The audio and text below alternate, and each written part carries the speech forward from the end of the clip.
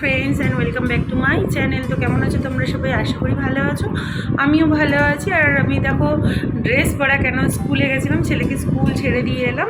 আর school থেকে আসার সময় কী এনেছি তোমাদেরকে একটু দেখাচ্ছি। তো চলো কিচেনে যাই, কী কী কাজ আছে একটু দেখে নিই, করে নিই, তো আবার পরে আসছি তোমাদের সামনে। স্কুল থেকে আসার সময় এই তেঁতুলগুলো নিয়ে এসেছি, সামনে একটা বড় তেঁতুল গাছ আছে। তো অনেক দিন ধরেই দেখি আমি তেঁতুলগুলো পড়ে থাকে, তো কোনো দিনও আনি না। তো আজকে খুবই ইচ্ছে করছিলো তেঁতুল খেতে। তো দেখো এতগুলো আরও অনেক ছিল, এই কটাই কুড়িয়ে এনেছি। তো এখন দেখো একটু লিকার চা করে নিলাম। সকালে অনেক সকালে উঠেছি, কিছু খাইনি, ভীষণই খিদে পেয়ে গেছে। তো চলো আগে খেয়ে নিই। তো এবার চলে এলাম, দেখো এই 3টে কম্বল কাচতে হবে। আমার ঘরের 2টো আর মার ঘরের একটা কম্বল আছে। তো কম্বলগুলো আজকে সব মেশিনে দিয়ে দেবো। এই 3টে কম্বল আজকে একটু মেশিনে দিয়ে কেচে নেব। তো মেশিনটা আনাতে একটু চাপ আমার কমেছে, যে হাতে কাচতে হয় না, যে এই মানে নাহলে পরে এত ভারী ভারী, মানে হালকা কম্বল বাট জলে ভেজালে ভীষণই ভারী হয়ে যায়, তখন তুলতে খুবই কষ্ট হয়। তো একসাথে 3টে কম্বলই দিয়ে দেবো মেশিনে আজকে। আর মেশিনে দেখো আগের থেকে একটা সোয়েটার রয়েছে অলরেডি, এটা ধোবো বলে রেখেছিলাম। তো সব সোয়েটারগুলো একসাথেই, মানে উলের জিনিস আর কি আলাদা একটা আছে, সেটাতে দিতে হবে মুডে। সেই জন্য উলের জিনিসগুলো একদিনেই দেবো বলে রেখেছিলাম। তো এগুলোর সঙ্গে সোয়েটারগুলো দিয়ে দেবো। এর মধ্যে কমফোর্ট একটুখানি দিয়ে দিচ্ছি, যেন ভালো মানে পারফিউমটা ভালো আসে। তো কমফোর্ট একটুখানি দিয়ে দিলাম। চলো মেশিনটা অন করে কিচেনে চলে যাই। এদিকে কাঁচা ধোয়াটাও হয়ে যাবে আর ওদিকে আমার রান্নাটাও হয়ে যাবে। তো এই দেখো আজকে রান্না হয়েছে তেলাপিয়া মাছ। তো এই 4টে তেলাপিয়াই করবো, এটা আমাদের পুকুরের আর কি মাছ। তো সকালে জালে ধরা হয়েছিল, তো এখন তো মরেই গেছে। তো মাছগুলো আমাকে আগে কেটে নিতে হবে। তো তার আগে ভাবলাম যে ব্রেকফাস্টে কিছু করে নিই, খিদে তো পাচ্ছে। তো ভাবলাম যে ওটস চিল্লা বানিয়ে নেব। তো কেউ না থাকলে আমি ওটস চিল্লাটাই বেশি খাই। তো ওটসটাকে একটু ভিজিয়ে রেখে তারপরে বিনস গাজর ওগুলো কেটে নেব। ওটসটা একটু বেশিক্ষণ না ভিজালে না ভালো হয় না, তাই জন্য ওটসটাকে একটু আগের থেকেই ভিজিয়ে দিলাম। তো কিছুক্ষণ ভিজিয়ে রাখতে রাখতে এগুলো সব কেটে নিলাম। একটু পেঁয়াজ কুচি দেবো, আর এদিকে একটু বিনস গাজর আর কাঁচা লঙ্কা দেবো, আর একটু নুন দিলেই হয়ে যাবে, আর বেশি কিছু দেওয়ার নেই। তো চলো, তো দেখো ওদিকে ওটসে পরোটা খেয়ে কিন্তু আমি চলে এসেছি, এখানে সবজিটা বসিয়ে দিয়েছি। তো আজকে এখানে হবে হচ্ছে আলু, ছিম, মটরশুঁটি সব দিয়ে ছিম চচ্চড়ি করব, আর হচ্ছে মাছের ঝাল করব, আর আলু উচ্ছে কুমড়ো ভাজা করব। তো চলো আগে ছিমের তরকারিটা করে নিই।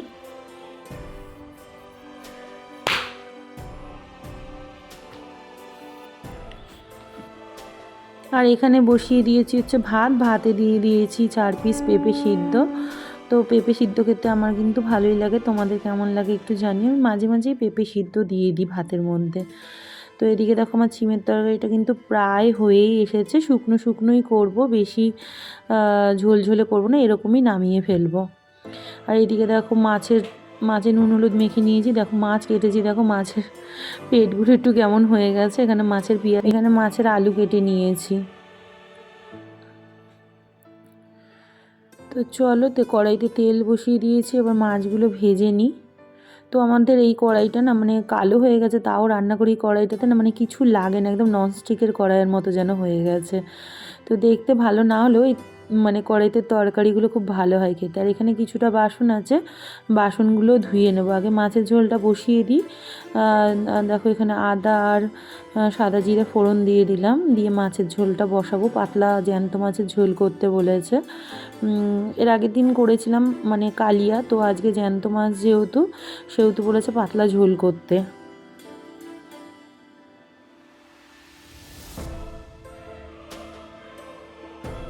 তো মাছের পেঁয়াজ কষাতে কষাতে কিন্তু আমি অনেকগুলো বাসন ছিল, বাসনগুলিও ধুয়ে নিয়েছি। তো এইদিকে দেখো পেঁয়াজটা অনেকটাই নরম হয়ে গেছে, এর মধ্যে মশলা টশলা সব দেওয়া হয়ে গেছে। তো আর রান্নাটা পুরো শেয়ার করলাম না। তো আজকে কি কি হয়েছে একবারে দেখিয়ে দিই। এখানে পেঁপে সিদ্ধ হয়েছে, এখানে উচ্ছে ভাজা হয়েছে, এখানে মাছের ঝোল 2 জায়গায় ভাগ করে রেখে দিয়েছি। তো এখানে 2টো মাছ হাজব্যান্ডের জন্য রেখে দিয়েছি, আর এখানে 2টো মাছ রেখেছি, ওটা আমি আর আমার ছেলে। তো আমার ছেলে খাবে কি না কোনো ঠিক নেই, ও একটু উপর থেকে ওই তুলে মুলে খাবে হয়তো। তো ছেলের জন্য আর আমার জন্য ওখানে রেখেছি, আর এখানে ভাত হয়ে গেছে। তো তো ভাত টাত খেয়ে দিয়েই দেখো চলে এলাম গাছগুলোতে। অনেক দিন হয়ে গেছে গাছগুলোতে আমার সার দেওয়াই হচ্ছে না। তো বারান্দায় কিছু আছে, নিচে কিছু আছে, আর ছাদে কিছু গাছ আছে। তো মাটিগুলো এখন খুঁড়ে নিচ্ছি। গাছগুলো নতুনই লাগানো হয়েছে, তো তাও তো 15-20 দিন পর পরই সার দিতেই লাগে। তো এখন মাটিগুলোকে আমি ভালো করে একটু খুঁড়ে নিচ্ছি, গাছগুলোতে যে সার দেবো। অনেক দিন আগে খোল ভিজিয়েছি, আর খোলটার তো যা পচা গন্ধ রে বাবারে বাবা। তো যাই হোক, তো চলো আগে গাছগুলো খুঁড়ে নিই। তো দেখো এখান দিয়ে কিন্তু একটা 7 পাতার ডাল উঠেছে, এটা আমি ছিঁড়ে দিলাম। তো অনেকেই জানো না 7 পাতার ডালে কিন্তু ফুল হয় না, মানে অনেকেই জানো না বলতে যারা জানো না আর কি তাদের জন্যই বলছি, অনেকেই জানো।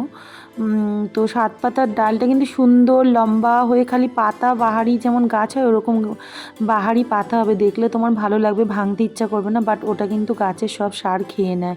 তো যদি দেখো গোলাপ গাছে 7 পাতার ডাল হয়েছে, 5 পাতা 3 পাতায় ফুল হয়, কিন্তু 7 পাতায় কিন্তু ফুল হয় না। তো চলো অনেক বক বক করে অনেক কিছু বেশি একটু বলে ফেললাম, আর বাদবাকি টবগুলো চলো খুঁড়ে নিই আগে।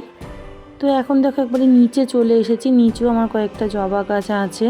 তো এই গাছগুলো, এই গাছটা হেলদি আছে, বাদ বাকি গাছগুলো কিন্তু একদমই যত্ন করা হয় না। দেখো টপের মাটিগুলিও প্রায় শুকিয়ে শুকিয়ে গেছে, অনেক দিন হয়ে গেছে আমি মানে জল টলও দিচ্ছি না, সার টারও দিচ্ছি না।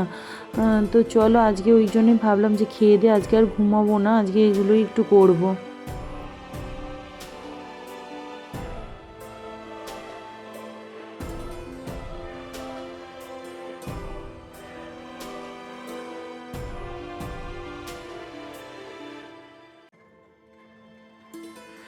একবারে নিচে চলে এলাম কেন দেখো তো, খোলটা ঘরের মধ্যে গোলালে খুব গন্ধ আসবে, তাই জন্য নিচে এসে গুলিয়ে নিলাম। আর হাতে হ্যান্ড গ্লাভসটা আনতে ভুলে গেছিলাম, ওই জন্য একটু হাতে প্লাস্টিক পরে নিলাম, কেন খোল পচে ভীষণই বাজে গন্ধ বেরোয়।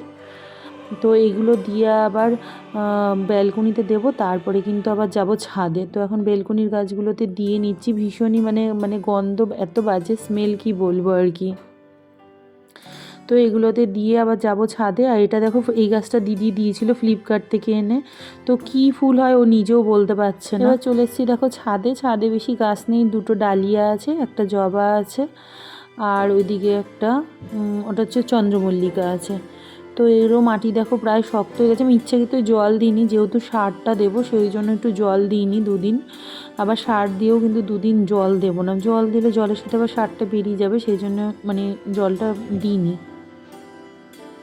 তো এই চন্দ্রমল্লিকাটা অনেক দিন আগে পলতার থেকে কিনেছিলাম, তো ফুল হওয়ার পরে ভীষণ পোকা হচ্ছিলো, ওই জন্য আমি ডালগুলো ছেটে দিয়েছিলাম। তো ছেটে দেওয়াতে দেখো ছোট ছোট মানে গাছেই আবার কিন্তু কড়ি চলে এসেছে। এই শীতটুকুই চন্দ্রমল্লিকা হবে, তারপরে তো আর চন্দ্রমল্লিকা হবে না, তারপরে গাছটাকে আবার আলাদা টবে করে উপরেই রেখে দেবো। আবার ডাল ভেঙে ওর থেকে আবার মানে গাছও তৈরি করে নিই আমি। কিন্তু এখন এই ওয়াইটির চক্করে একবারে গাছের প্রতি একদমই যত্ন নেওয়া হচ্ছে না, এই সারাদিন ওয়াইটিতেই এর এলবি তার এলবি, এর ভিডিও ওর ভিডিও এই করতে করতেই সময় চলে যাচ্ছে।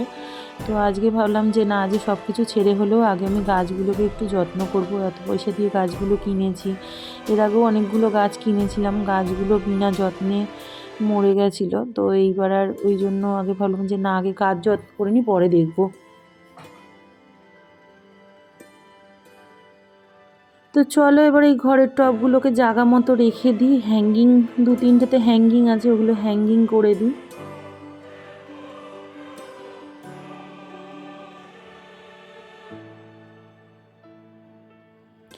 তো বাইরে দিয়ে হ্যাং করার মতো জায়গা নেই, তো ভিতর দিকেই করতে হবে। বাইরে দিকে করলে একদিকে সুবিধা হয়, বাইরে থেকে দেখা যায়। তো যাই হোক আমি ভেতর দিকেই করছি, কেন বাইরের দিকে করার মতো পজিশন নেই, আবার কোন সময় খুলে টুলে যদি পড়ে যায় আরেক মুশকিল। তো টবগুলো নামানোতে দেখো এখানটা খুব নোংরা হয়ে গেছিলো, এখানটা একটুখানি এই জন্য শুকনো ন্যাকড়া দিয়ে পুছে দিচ্ছি।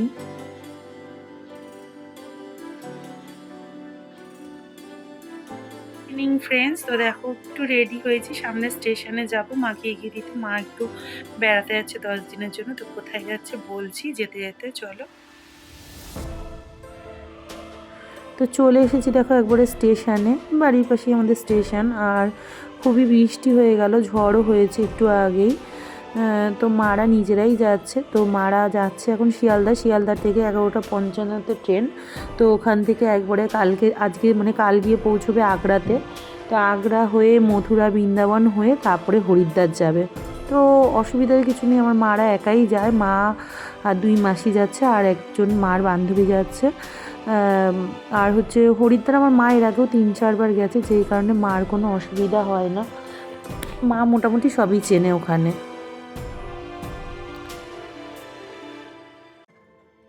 তো চলো, মা 10 দিনের জন্য ছুটি, আর 10 দিনের জন্য আমার কাজের চাপ বাড়লো। মা না থাকলে আর কি বোঝা যায়, কেন সব দিকে রান্না করা সব কিছু একসাথে সামলানোটা খুবই টিপিক্যাল হয়ে যায় একার পক্ষে, ছেলেকে আনতে যাওয়া দিতে যাওয়া। তো মা না থাকলে কষ্টটা বোঝা যায় মার। তো যাই হোক, যেতে যেতে আজকে ব্লগটা এখানেই শেষ করে দিচ্ছি, আর অনেকটা বড় হয়ে গেছে, আর বড় করবো না। তো চলো, tata, bye bye, good night, সবাই ভালো থেকো, সুস্থ থেকো, আবার দেখাবে পরের ব্লগে।